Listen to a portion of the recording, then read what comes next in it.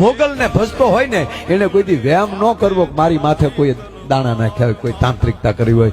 એ તાંત્રિકતાના તેવડ નથી કે જ્યાં મોગલ બેઠી હોય અને મોગલનું નામ મોઢામાં લઈ લ્યો અને પછી જો તમારો વાળ વાકો થાય સાહેબ.